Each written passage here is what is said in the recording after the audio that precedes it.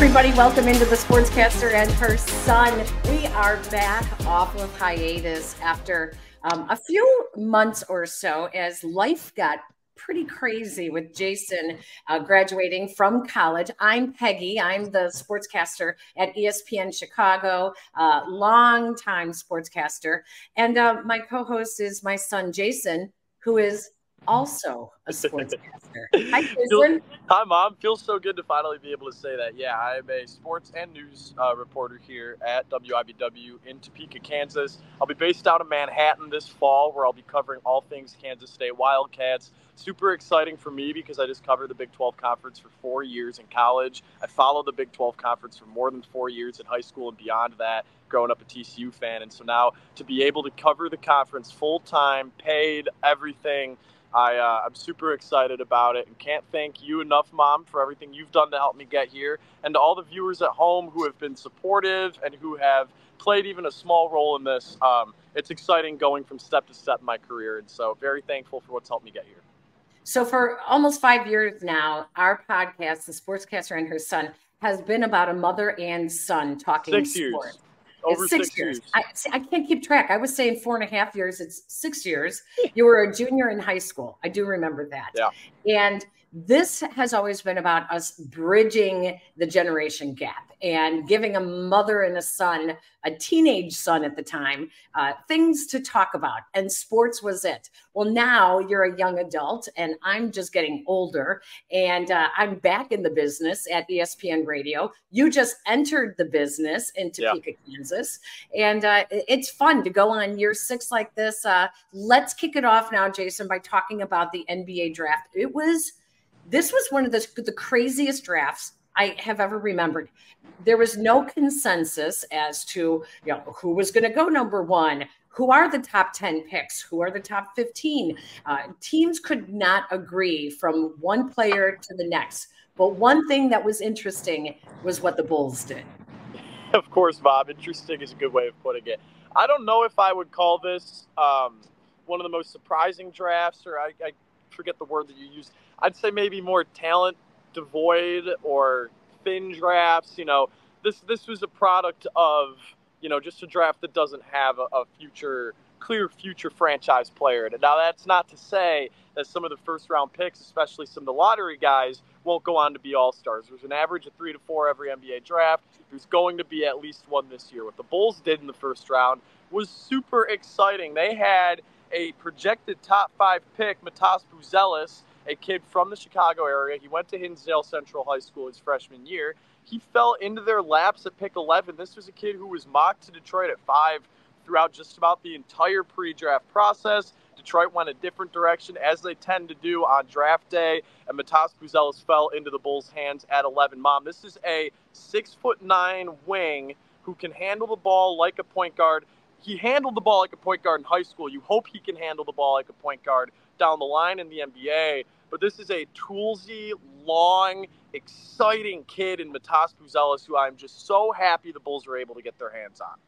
Okay, so when you looked at the weaknesses on the Bulls for the last couple of years, they have needed a rim protector and they have needed three-point shooting. So the fact that they didn't go and get either one right now, does that mean they are rebuilding and they are now going young? Well, those would be the weaknesses on the court. Now, if you looked at the Bulls roster, that wasn't a championship caliber, a deep playoff run caliber roster. What the Bulls are trying to do now is they're trying to invest in positional length and in sort of unicorns at their positions. Josh Giddey, who they acquired from the Thunder, he's a 6'9" true point guard, and he handles the ball better than most anyone in the NBA. He's a fantastic facilitator. Josh Giddey is the exact type of player that the Bulls are looking to build around, and who better to pair him with than a fellow 6'9" ball handler who plays more like a wing. Like you said, Mom, the Bulls needed that three-point shooting. Matas Buzelis did not shoot the ball well from 3 in the G League, but he projects as a guy who you hope can shoot in the upper 30% from three-pointer. The upper 30% from 3 down the line in his career. The Bulls are drafting Matas Buzelis for what they hope he's going to be in 5-6 years, not for who he's going to be next season, the season after that. they are rebuilding, Mom. They're going to likely trade DeMar DeRozan, sign and trade him if possible. They'll trade Zach LaVine for the first offer that comes across the table. And they already traded Alex Caruso. So what the Bulls need to be focusing on doing, what they appear to be focusing on doing, is, one, stockpiling toolsy players with good length at their position, because that's the direction that the NBA is moving in.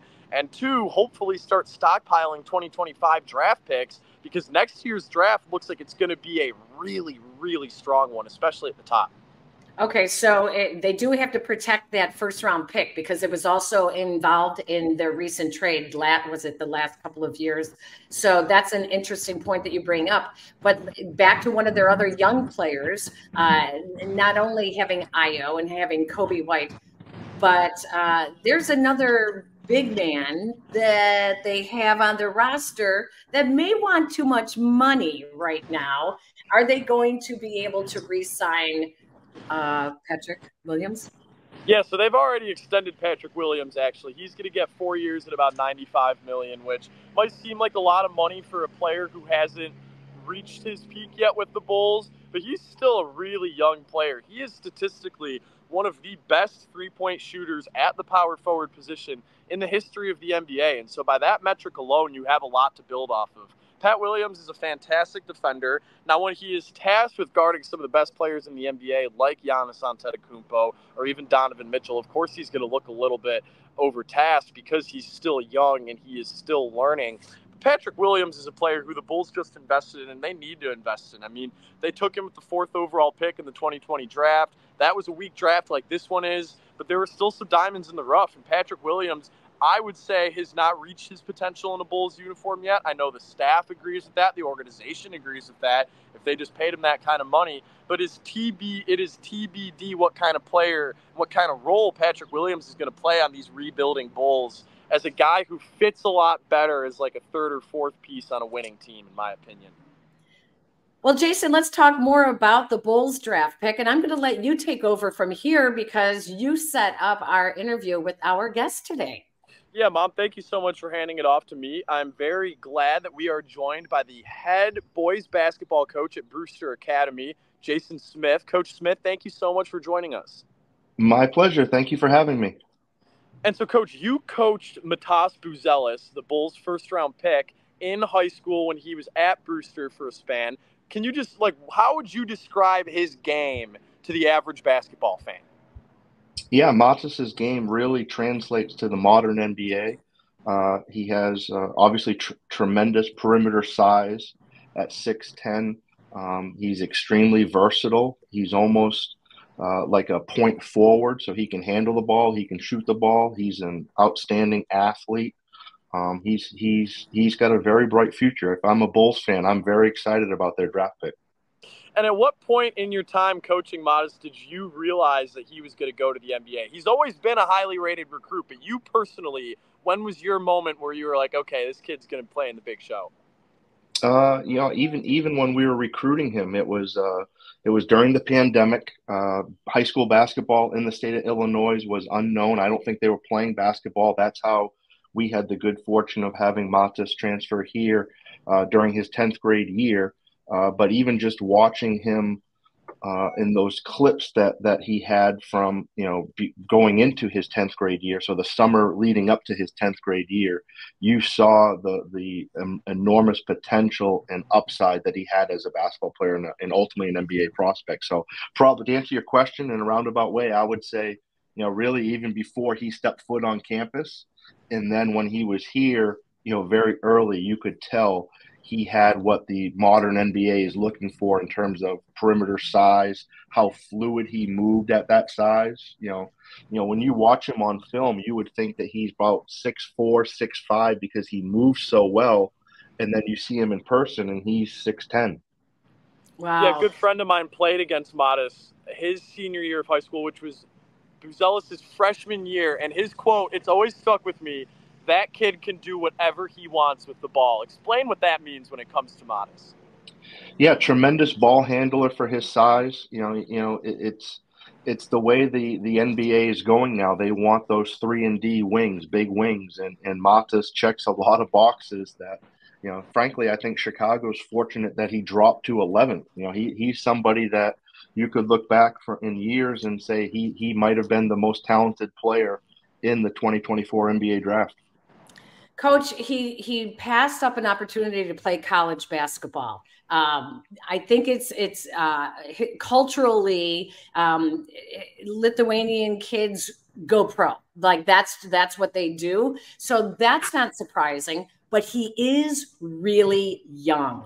So what do you see he needs outside of needing to bulk up to NBA size, muscle wise? What else do you see that he will have to really work on before he takes an NBA court?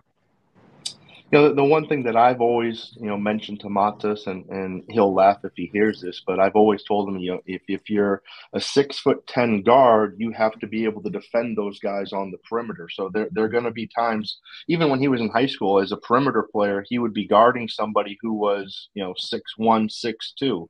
So I think as he matures and learns to use his length on the defensive end, understands how to play angles, that's the part of his game that certainly has improved since he was here, but only will continue to get better as he gets older.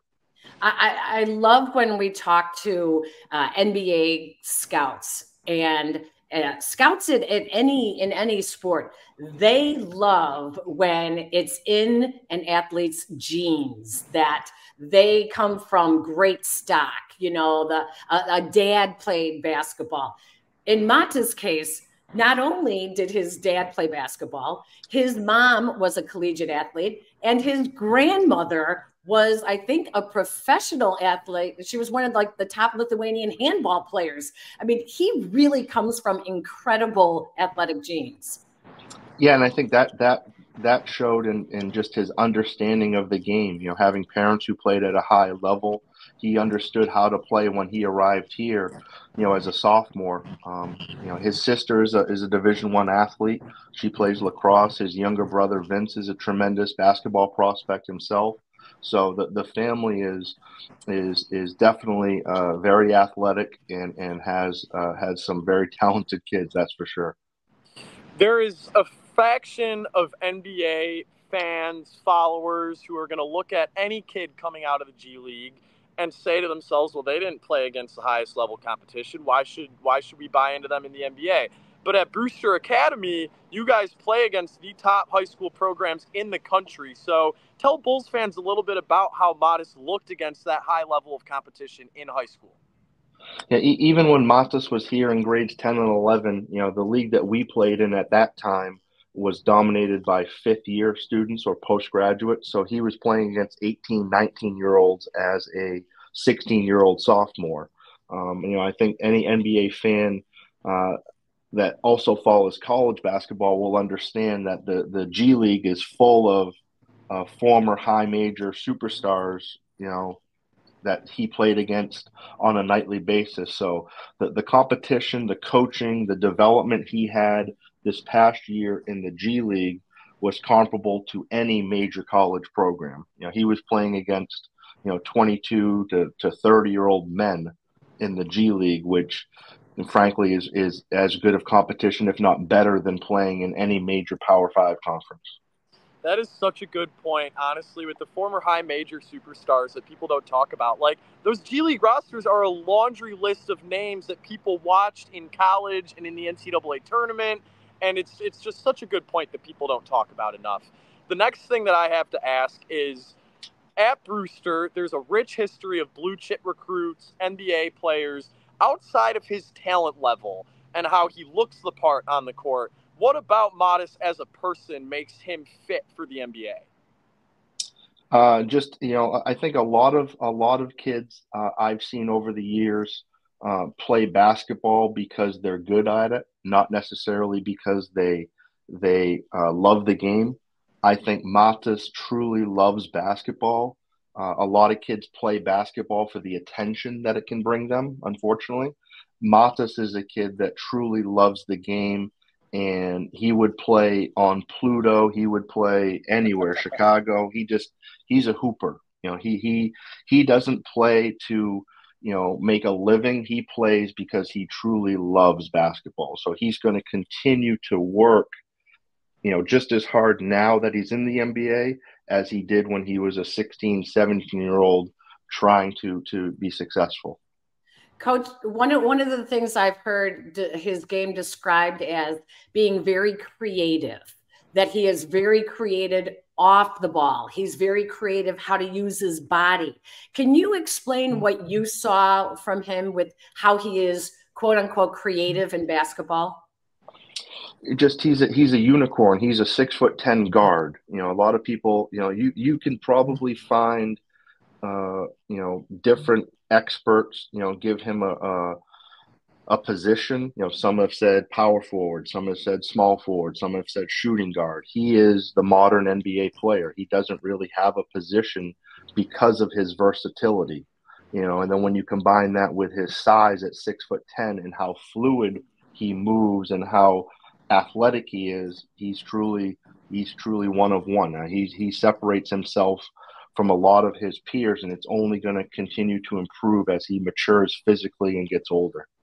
So since he is a unicorn, what current NBA players or college basketball players would you compare him to, since he's kind of one of a kind? Like, who is he a conglomeration of? I've heard a lot of people in the past compare him to Lamar Odom. Mm-hmm. You know, like, you know, big, 6'10", but can really handle the ball. Matas is an exceptional passer as well. He's got great vision. You know, I think a lot of people, even when he was younger, professed him to be a point guard.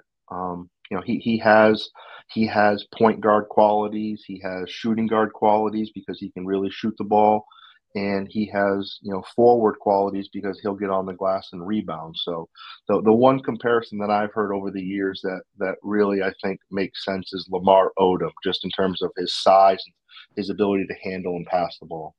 That is a fantastic comparison, and that is one that Bulls fans should get very excited about.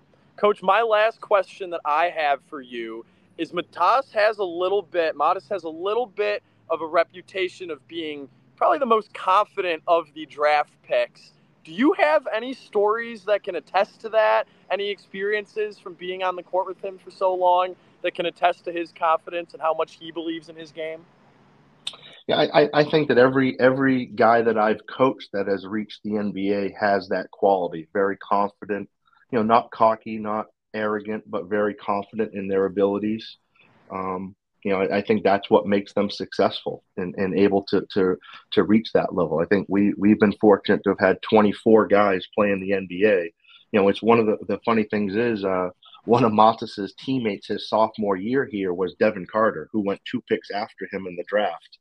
And they would play one-on-one basically every day. Devin at the time was a postgraduate, so he was, you know, 18, 19 years old, whereas Matas was 16 and not physically as developed as he is now. And Devin often would get the better of him because of his physical maturity, but that didn't deter Matas from coming back the next day and wanting to really compete and get better than he did the day before. So again, every player that I've coached that's reached that level is always been very confident in their abilities, and I think that's what makes them successful. You know, it's interesting that you say that because if anyone doubts Matas, he seems to rise to the occasion, especially in the big moments, the spotlight events.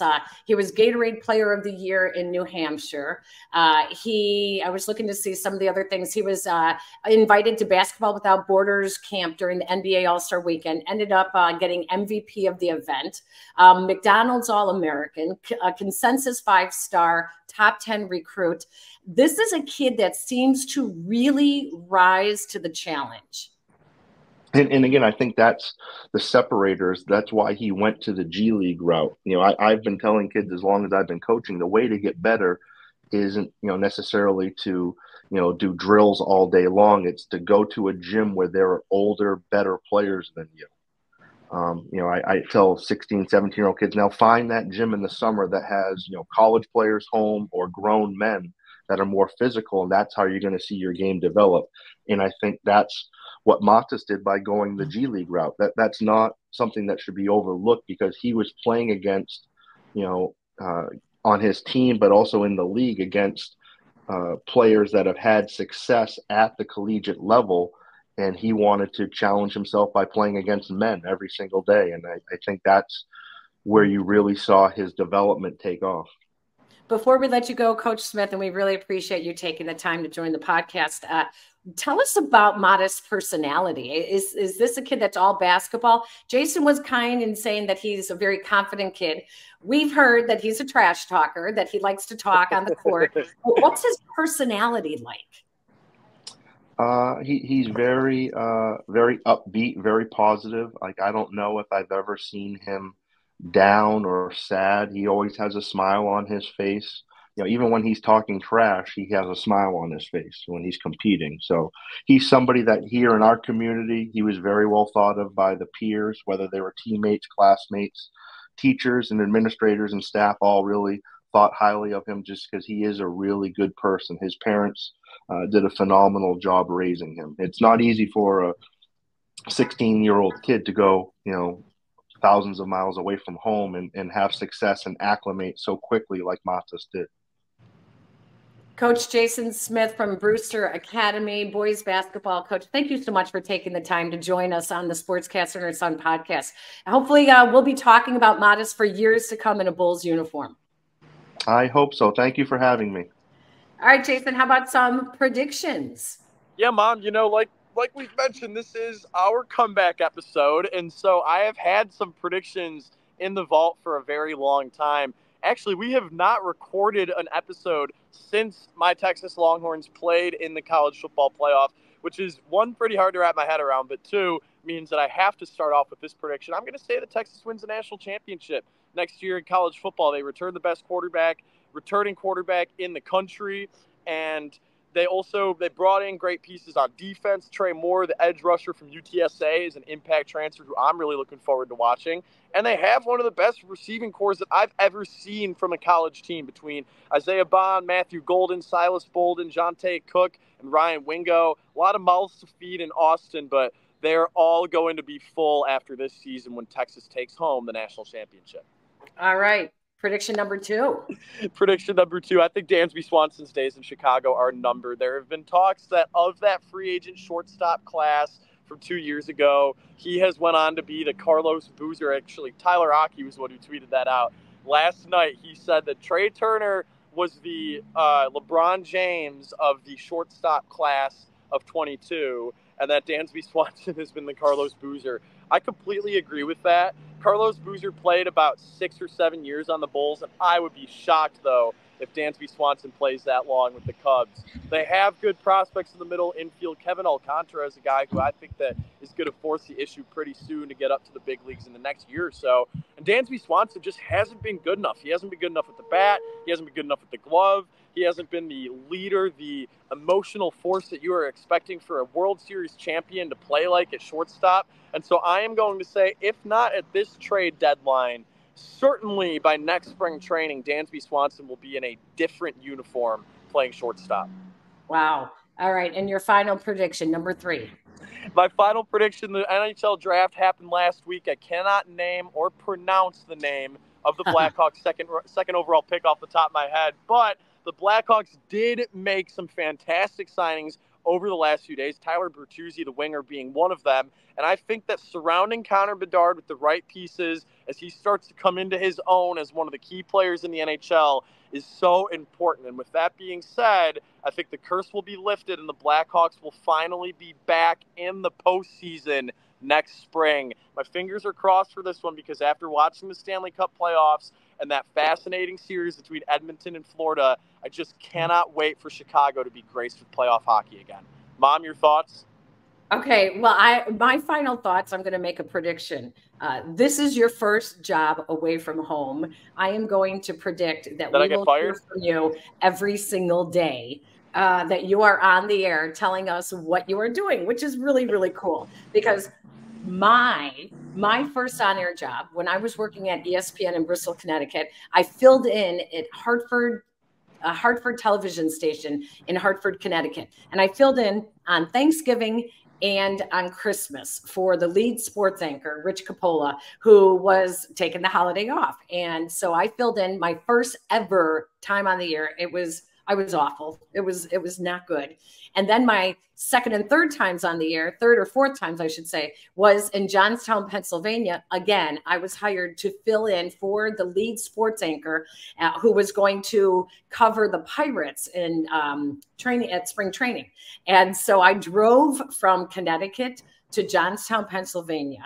And I worked at a TV station that did the ABC affiliate news at 10:30, and then did the Fox affiliate news at 11 or 11:30. I can't even remember.